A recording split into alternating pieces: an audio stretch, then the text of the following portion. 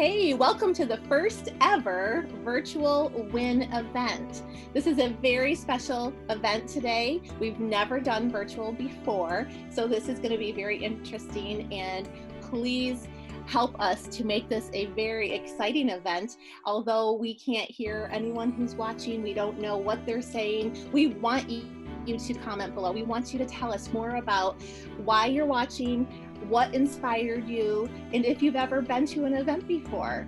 So my special guest today is Wendy Payne. Thank you, Wendy, for being here. So glad you're here. We're gonna get back to you in just a minute. I want to make sure that we take just a moment and recognize what is going on in our world today. It's very concerning, and we definitely want to address, this is the reason why we're doing it virtually, is the COVID-19 virus. You've been traveling. Yeah. I've been traveling. Yeah. We know that there's a lot going on in the world, and we want to just take the extra safety precautions, safety measures, and make sure that we're not contributing to the virus. Right. So have you had any symptoms?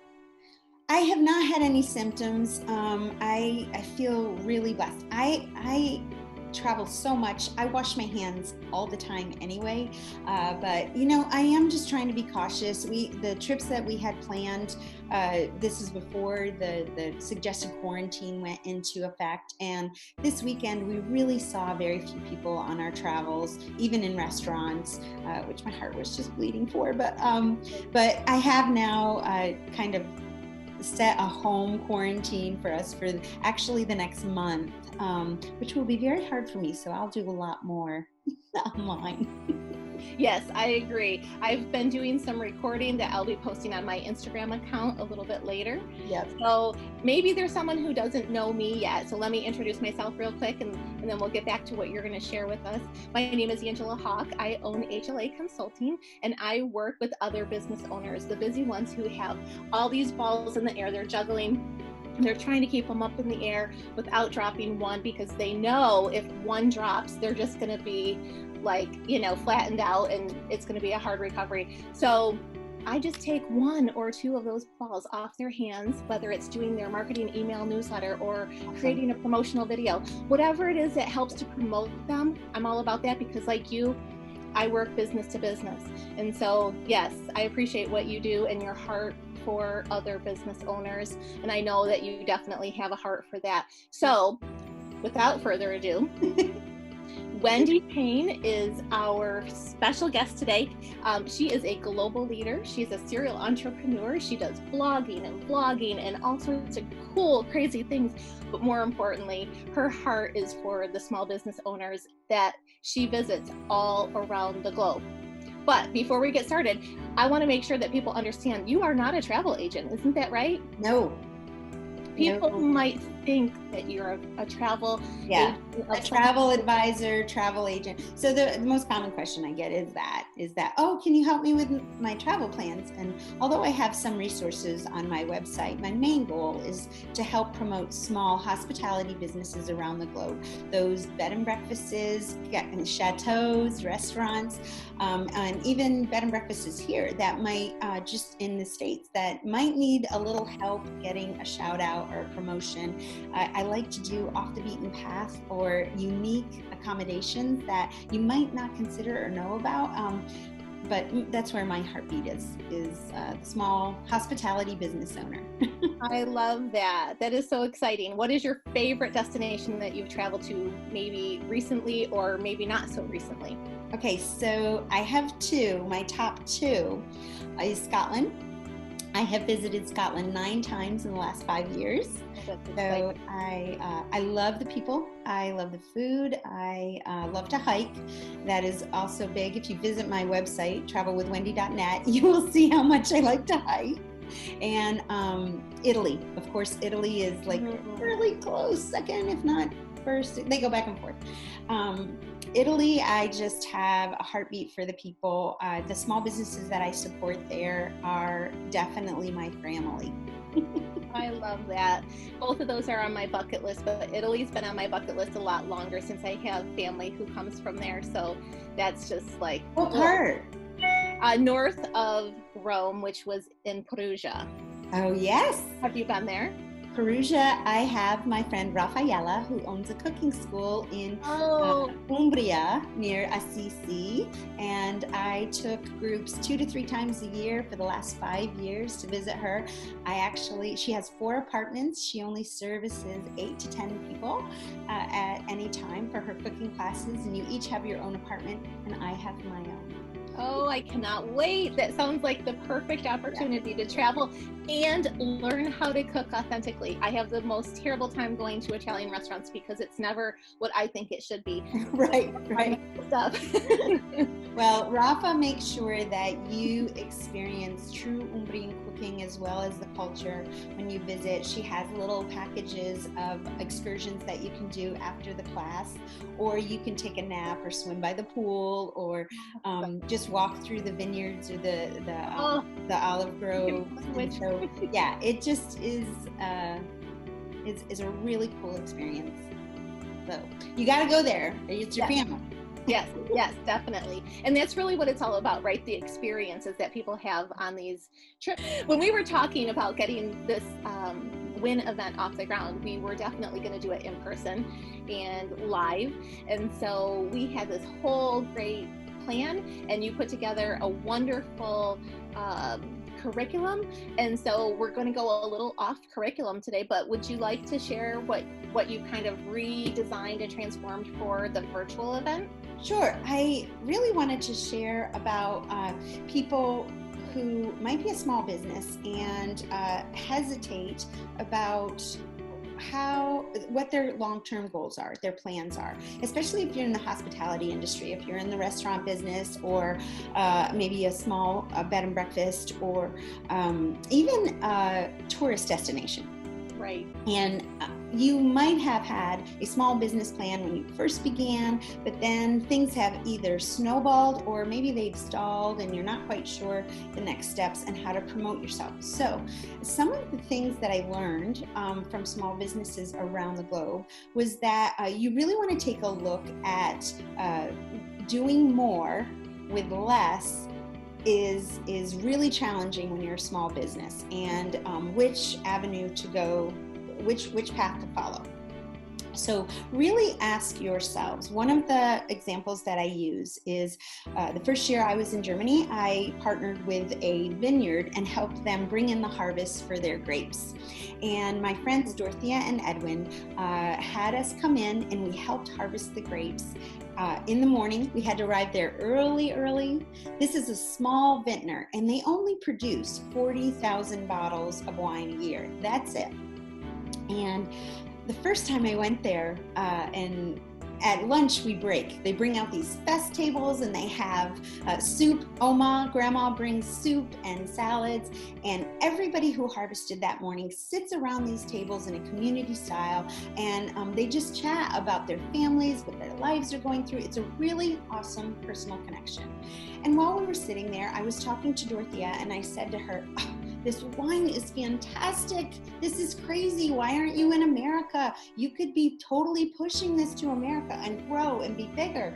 You have the land here. Everything is set up to be phenomenal. And she said to me very humbly, Wendy, this is not what we want. We have a great life serving 40,000 bottles. We know that every bottle we make is consumed here in our state. We sell to small restaurants, and they get exclusive deals by working with us small. And she said, and I have, brunch on Sunday with my Oma, and she's watching my children grow up. And she really humbled me in such a way that she didn't want that bigger, more is better. And she did say to me, she said, this is the American way. This is not German. She said, we prefer quality, small batches, because if you do all of that, if you get bigger, you're going to also have more stress, more time is needed, hire more employees. And she said, that's not how we want to live. I still get 2 to 3 weeks of vacation a year. We have a very fine life with what we do. And so I really want to stress to even small American companies, before you take that next leap to add on another store or add on another project, because maybe your growth has peaked and you thought, okay, we're doing so well at this store, or this, maybe add on an addition because your bed and breakfast is doing so well. Really take into account what those extra steps would lifestyle cost. So what recommendations do you have for those of us who live in the States and maybe think that we should grow faster or bigger, maybe before we're even ready? Right. I would definitely have a discussion with your spouse, because they may think that sounds great, but definitely lay it out. You can even do it. My husband's a huge fan of the spreadsheet. Lay it out already, like what your time consists of what you're doing right now. Mm-hmm. And then if you were to add on, would that bed and breakfast, for instance, if you were to add on maybe 3 or 4 more rooms, realize to cover the cost of that renovation or to add on, you probably would need to now hire more staff to help clean and turn the rooms. You would have to have more food production for breakfasts in the morning. You would have to have, there would be a lot more elements that go into, you would have to market more, and you would have to make sure that you sold those rooms during your peak season. And right. So with the market being ebb and flow, especially like we were talking about right now in this season of travel, which is really a hard time to be in the travel industry, mm-hmm. especially if you're a small business. This season of stall, right. while we're combating COVID, is could really hurt the small businesses. So before you take that next step, really take a look and see what the personal cost is and the financial cost, and maybe table it, or definitely write down all of the elements that you will need to make that happen. Right. And it may be that you are ready. You've been 10 years at this level and you're ready to. That's another thing I've noticed too, especially with American small businesses, hospitality businesses, is we do tend to add on before we are physically and financially ready. And so then you're tacking on a small business loan. Mm-hmm. And with the travel and tourism industry, it's ebbs and flows. It's constantly like this. Even this weekend, when I was at the Mountain Lake Lodge, which is where Dirty Dancing was filmed, so they were sharing with me that they have had seasons that have been totally packed, every weekend's done, but since 2012, they've added venues for weddings and an adventure park and what are they called? Escape rooms, which we did. So cool. Oh, neat. So much fun. Cool. So much fun.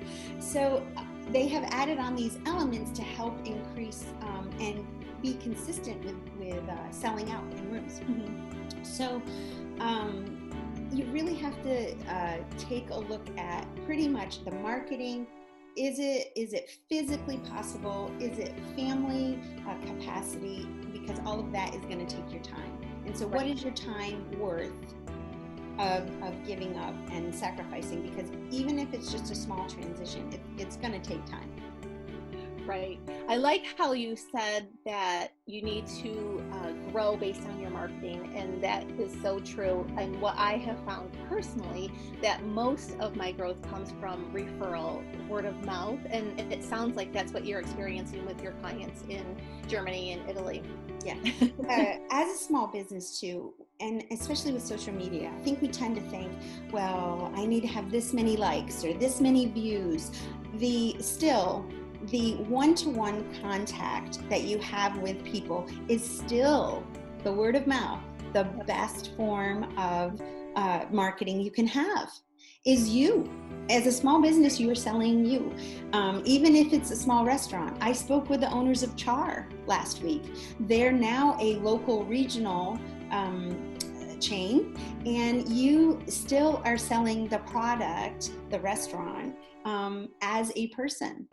So the one-on-one experience, somebody has an amazing, wonderful meal at Char, they're going to tell about 10 or 11 people. There's 10 or 11 people, and still it's so much better than having 20,000 views on Instagram, because that travels still faster than any social media medium. You actually have to do face-to-face contact and still maybe some old-fashioned marketing. Take a look at that. Working with people like you, Angela, that who know and that are structured to help people with different types of marketing, not just I'm going to post it on Facebook and be done. No. Right. There's a lot of work that goes behind everything we do. And that reminds me too, like Google reviews is a great place to get those people that you're already working with to go and say, hey, I have used this person and I recommend them. Yeah. Well, not just that, as a small business too. And I try to encourage this with Google reviews.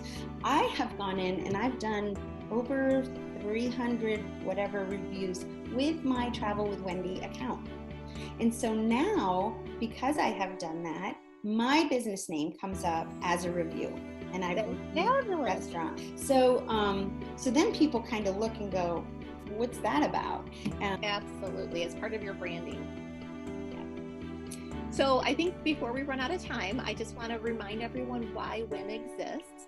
And so WIN is really born out of my own selfish need of wanting to collaborate with people on a smaller scale, because I really believe in that interpersonal connection, where sometimes I walked into a room to network and there would be like 40 or 50 people, and that was overwhelming to me.